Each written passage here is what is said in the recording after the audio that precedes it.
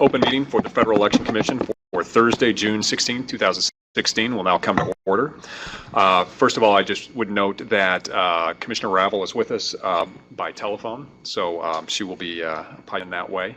The item on the agenda is the correction and approval of minutes. Mr. Vice Chairman, do we have a motion? Mr. Chairman, I move to approve the minutes for the meeting of May 19, 2016 in agenda document number 16-24-A. Any discussion on that motion? If none, all those in favor indicate by saying aye. Aye. Aye. Aye. Aye. Madam Secretary, that motion passes by a vote of 6-0. Mr. Vice Chairman, do we have a motion on late submitted documents? Mr. Chair, I move that the Commission suspend the rules on the timely submission of agenda documents in order to consider the late submission of agenda document 16-13-A-1 entitled, quote, Action Statement of Policy, unquote. Any discussion on that motion? If none, all those in favor indicate by saying aye. Aye. Aye. Aye. Aye. Madam Secretary, that motion carries by a vote of 6-0 as well. Before we go into the substantive matters on our agenda, I'd like to turn the time over to Commissioner Weintraub. Thank you, Mr. Chairman. I just want to remind everybody that as exciting as today's meeting is going to be, next Thursday is going to be even more exciting. We're Thursday, June 23rd, we're going to have our forum on corporate money and foreign influence. We've lined up 3 panels of incredibly distinguished contributors, and we'll be putting out an agenda very shortly. There will be a light lunch provided by yours truly. So come and learn from all these great speakers, and we are really looking forward to an exciting discussion next week. 1 week from today, be there. All right. I'd also like to recognize Commissioner Hunter would like to be Thank you. make a few comments. Unfortunately, today is Troy McCurry's last meeting, open meeting here at the FEC. He's leaving us again. He's been here at the FEC numerous times in several different capacities, and we've enjoyed working with him in all of those capacities. This time he is leaving to go back to the private sector. He's going to work at the Gober Group and advise people on the other side of the law again. We'll miss him a lot. Troy is kind of what I call a Renaissance guy. He knows a lot about a lot of different things, and I'm really going to miss chatting with him. Troy, I'm going to get your phone number. He and I've enjoyed chatting with him over a lot of different topics over the years. He obviously knows campaign finance law like the back of his hand. He's worked at the National Party. He worked on a presidential campaign. He served our country in Afghanistan nobly recently, and he had his first baby about 2 months ago. So he's been through a lot, and we've enjoyed having him here. I'm going to miss him very much. Thank you, Troy. Yeah, let me just, Commissioner Weintraub. I just wanted to add my good wishes to Troy as he goes forth into the private sector. He certainly has done a lot of great public service in the military and in here, and we respect him for it, and wish him well as he goes forth. And when you said he was advising people on the other side of the law, I assume you mean not on the wrong side of the law. No, how to deal with this place is what I meant. But Troy will keep him on the right side. Yes, he will. Yes, he will. Let me just add my 2 cents as well. Worked with Troy for the last 6 years, and yeah, time flies when you're having fun. I guess there's the law. I think it's called Herb Stein's law that anything that can't last forever won't. So I guess Troy's tenure at the FEC couldn't last forever. He has certainly not only been excellent in terms of advising on the law, but he's just an excellent individual in every capacity, and has been just a pleasure to work with you on a daily basis over these last 6 years, and wish you all the best. You'll be greatly missed, but look forward to hearing your reports on life on the other side of the dais. So certainly wish you all the best and Godspeed. Just a few notes on the agenda going forward. A few of the items, draft advisory opinion 2016-05, Huckabee for president, that is being held over. The deadline for considering that is in early July, so we are going to pick that up at the next meeting of June 30th in order for some further discussions to take place. Also, proposed revisions to Forms 3, 3P, 3X, 6, and instructions, as well as the FEC email management policy. There are still some discussions that are ongoing and a few nits to be worked out, and we will be picking those up at the next meeting as well. So we will turn next to item 3, which is the proposed statement of policy regarding the public disclosure of closed enforcement files. We have a number of documents that have been proposed. We have the original memorandum from Commissioner Goodman, as well as memorandum from Commissioners Ravel and Weintraub, and then a further one from Commissioner Goodman. This has been on the agenda a number of times over recent weeks, but it hasn't had a lot of discussion. Whether or not we're going to have any ability to resolve it now, I don't know if that's possible today, but I think that certainly the process can be furthered by some additional discussion today, and then we'll see where we stand after that discussion. This still may need to be a few kinks may need to be still worked out, and but I think that we can be edified by some further words on this matter. Commissioner Goodman. Yes, Mr. Chairman. Late yesterday, I took my hand. I understood that Commissioner Weintraub prefers not to proceed seriatim, and I will accede to that desire that whatever we're going to reach, we're either going to reach it by a document by the whole or through some Robert's Rules procedures. People can propose amendments to a document of the whole, but seriatim probably could leave both sides with half a loaf. And so it's probably better that we proceed on a document and continue to work to craft a document. What I would like to do, and I understand I'm not going to call for a vote today. I don't know if anybody wants to call for a vote. What I would like to do is to get the ball rolling on the discussion, because I think we have now refined this so many times that we are at least to the points of sort of the moving parts. So if I could just sort of walk through in document 16-13-A-1, which is verbatim Commissioner Weintraub's last proposal at the last meeting. And I have redlined, I know in the blue document it doesn't show up as red, but I sent around a redline document to all commissioners in the Secretary's office and the General Counsel last night so you could see the changes. Yes, ma'am. Just so you know, you didn't send it around in a PDF, and most of us were gone from the office at that point, so we couldn't see the red lines until we got into the office this morning. Because it was PDF? It was not PDF. If you send around a Word document and I we're had no looking at idea. it on our phones, I we apologize. can't see the changes. Oh, okay, on phones, okay.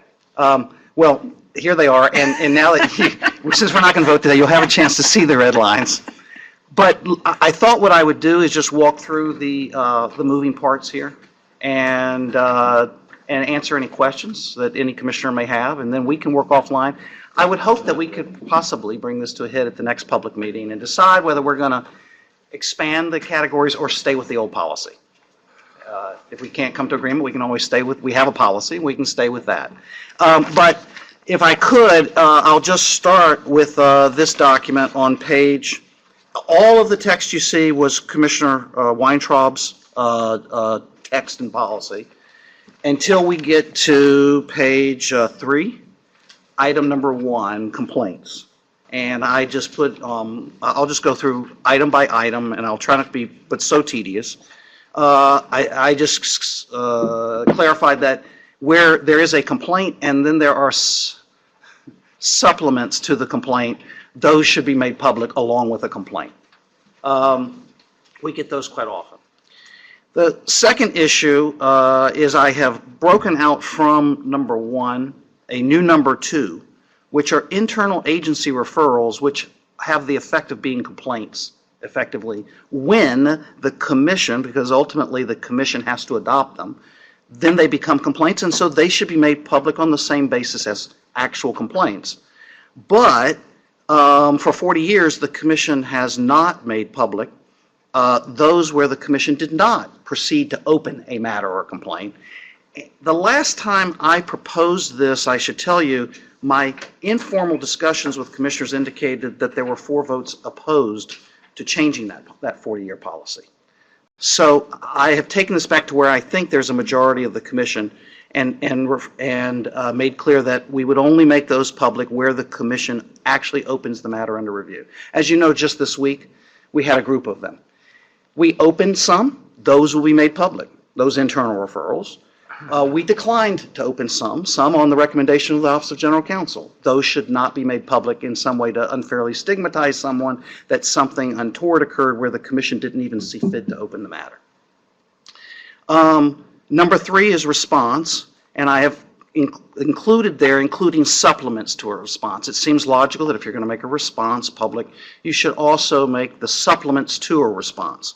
And that will also inform something I have proposed to strike later, which is the correspondence between OGC and people pre-RTB, because what those do is they effectively supplement a response. And so without that language proved the subsequent language in number 12 proved problematic for some commissioners. I think we could take that concern away just by a generic term or a simplified term of the supplements to a response.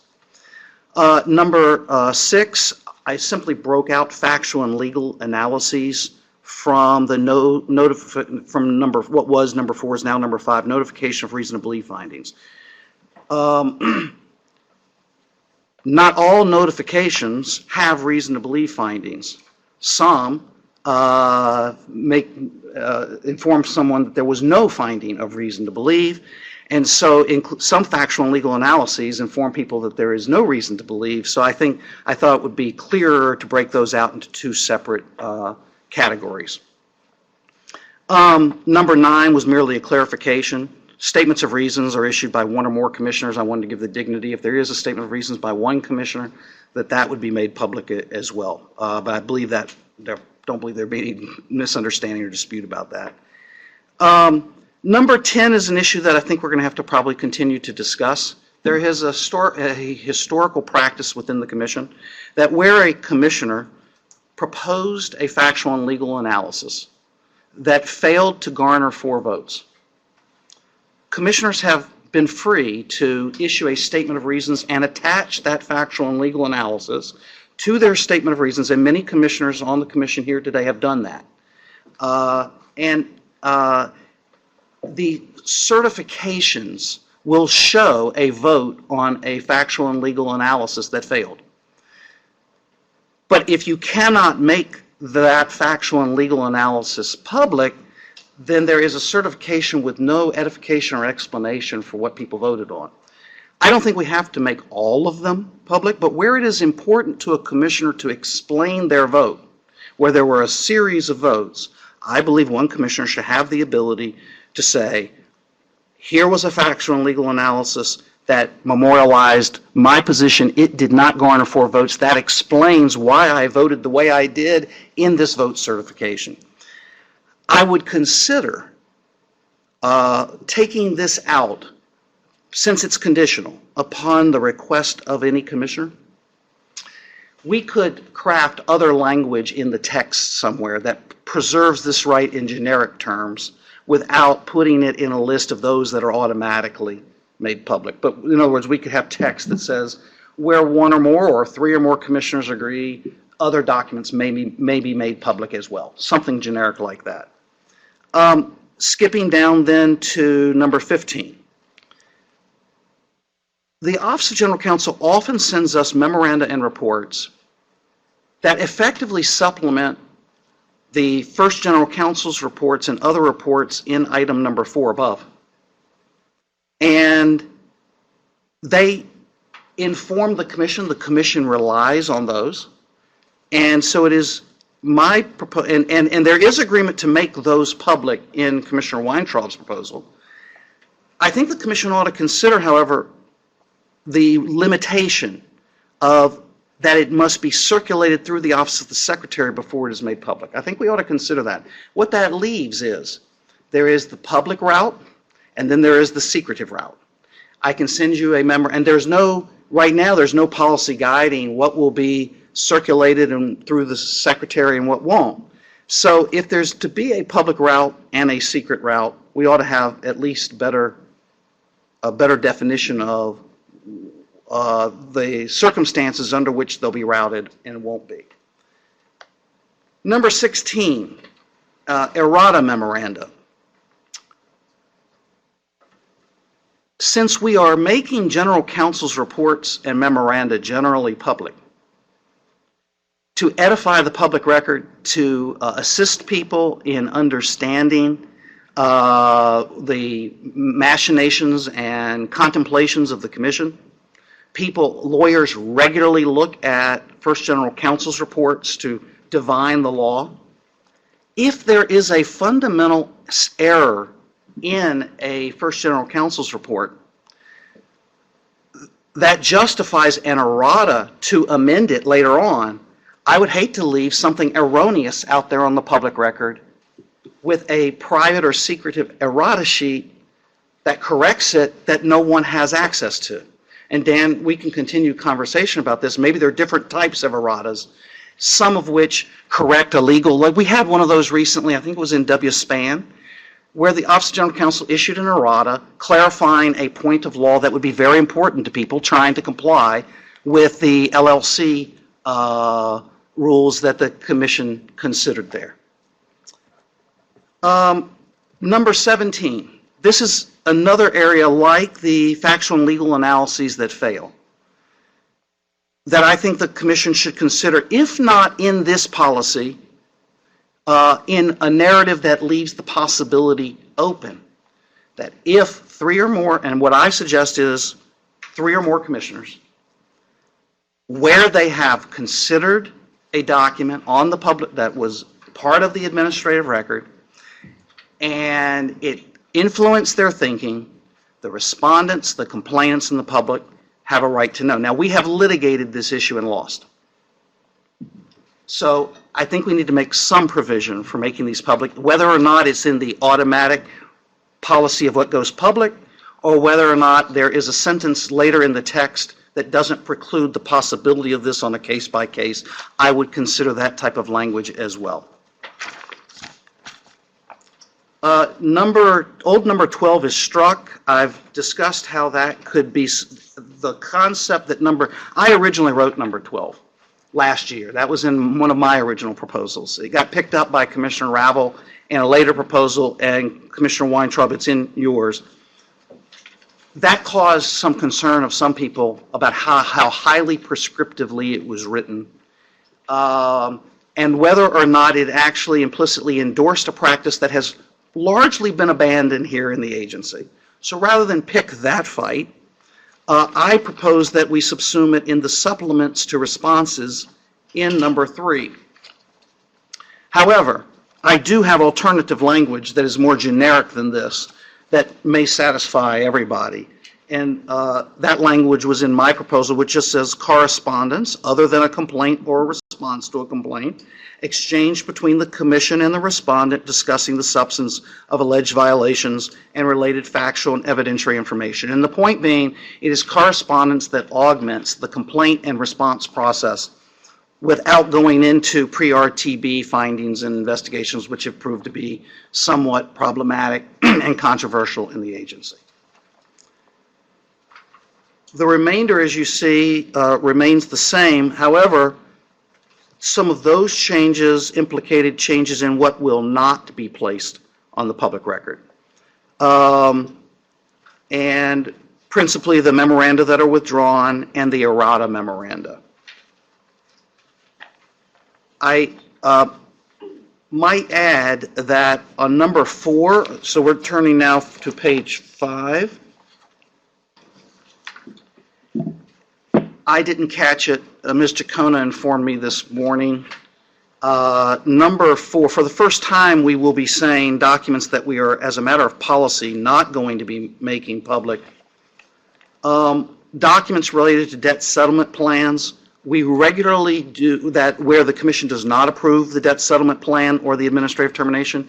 We regularly do make one document public in all of those cases, and that is the notice to the respondent that their debt settlement plan has not been approved or the administrative termination has not been approved. So we probably need some clarification and exception for those notice letters. I wouldn't recommend that we otherwise change the extant practice of the commission there. Turning then down to the bottom of page 5, I've been informed that I just sort of misfired in an edit at the bottom of page 5. under alternative dispute resolutions. By the time alternative dispute resolutions get matters, they are already open in the agency, and therefore I would strike that proposed edit at the bottom of page 5 and the top of page 6. Moving down on page 6, number 8, settlement agreement. The extant language, I think, said negotiated settlement agreements. I just thought we could clarify. Even settlement agreements that aren't executed. Number 8 on page 6. And this is merely a technical clarification. If we're going to, I think what we intend is the final executed settlement agreement will be made public. And I thought that had more precision than just a negotiated settlement agreement. I made other technical changes you'll see throughout. Under the administrative functions section, I actually considered breaking this into a separate policy. Leave enforcement records is the subject of one policy, and the administrative functions as a separate policy. Not that I oppose them, just because they're different kettles of fish. They're different genres of documents, and we make so many administrative documents public already on our website, hundreds of categories, that it seemed odd to single these out for a major policy. I didn't want to disrupt the harmony that that we were moving toward agreement, so I left it and just tried to incorporate that thought by saying, well, at least this is a non-exclusive list of administrative documents that we will make public. I don't think there was any magic to these. Some of these are already on our website. Many of these are. Case closing processing statistics, for example. There's a chart already on our website about that. Now, the final changes come at the bottom of page 7, and they are of two different kinds. The next to last sentence says, in all matters, the Commission may, as required or as otherwise appropriate, redact information that is exempt from disclosure under the FECA, the principles set forth by the Court of Appeals and AFL-CIO, and the FOIA. And the reason for that change was, the language proposed was that the Commission will redact. FOIA exemptions are largely discretionary, and I don't want to, by policy that we publish in the Federal Register today, make a blanket determination for all future FOIAs that we will redact all FOIA exemptions. I believe we just ought to leave it within our discretion as appropriate. And then, of course, some redactions are required under the FECA or the principles set forth in AFL-CIO. So I was just trying to leave open our discretion to act principally under FOIA exemptions. And finally, the last sentence, in appropriate cases implicating the law enforcement privilege, the Commission reserves the right to assert privilege to withhold an entire document. I have preserved that sentence from my prior proposal at the request of the General Counsel, who thought that was important to preserve. So those are the changes that I think are the moving parts. And I'll be happy to answer any questions or hear any reaction, and we can continue to work offline between now and the next meeting. Commissioner Weintraub. Thank you, Mr. Chairman. Thank you, Commissioner Goodman. I appreciate the feedback. As you know, we've been eagerly awaiting it. And I think there are still large areas of agreement. We're probably not going to agree on everything at the end of the day, but as I said, when I saw this document for the first time last night when I checked my email at 9:30 last night, and it was on my phone, and I couldn't see the changes, and I didn't really understand what it was. I took a quick look at it this morning, and I think there's, again, some things we're going to agree on and some things we're going to disagree on, but I think there are large areas of agreement, and I'm hopeful that by the next meeting we can hone it down to something that everybody is pretty comfortable with. Probably no one's going to get everything they want out of this document, but I think there are, as I said, vast proportions of this document that are probably agreeable to all sides, and we'll just have to work on the pieces that are more controversial. And I'm looking forward to working with you and discussing it with my colleagues and hearing from OGC on it when we've all had a little bit more time to process it. But thank you. Is there any further discussion or comments? If not, then we will pick this back up in a couple of weeks on June 30th, and hopefully by that time we'll be in a position to move forward on that. We'll turn now to item 4 on our agenda, which is discussion of Regulation 2016-02, draft interim final rules and explanation and justification for the civil money penalty inflation adjustments. We have Esther Jory and Nevin Stepanovic from the Office of General Counsel to give a presentation. And good morning. And when you're ready, please proceed with your presentation. Good morning. Thank you very much. The draft interim final rules in Agenda Document 16-23-A would adjust the Commission's civil monetary penalties for inflation in compliance with the Federal Civil Penalties Inflation Adjustment Act Improvements Act of 2015. That act requires the Commission to make a one-time catch-up adjustment through an interim final rule to be effective no later than August 1st, 2016, and to make annual adjustments thereafter. The Act sets out new formulas for making inflation adjustments. We would also ask authority to make any technical and conforming amendments to the document as we prepare it for publication in the Federal Register. Thank you. I'd be happy to address any questions. Thank you for that presentation. Do we have any questions of council regarding this document? I just have just a couple of quick questions and comments. So under the act that was passed by Congress, this is a mandatory rulemaking that each agency has to undertake in order to implement these adjustments by July 1st was the date of the publication Correct. deadline. August 1st is the effective date deadline. And from what I understand, there's a 30-day comment window after publication. There is a period for comment. We've included it from the time that it would be published 30 days after. Okay, so to the extent that one wants to weigh in on the adjustments that are made through this rulemaking, they have that opportunity to do so. But I don't have any other questions on this. Are there any other comments? Do we have a motion?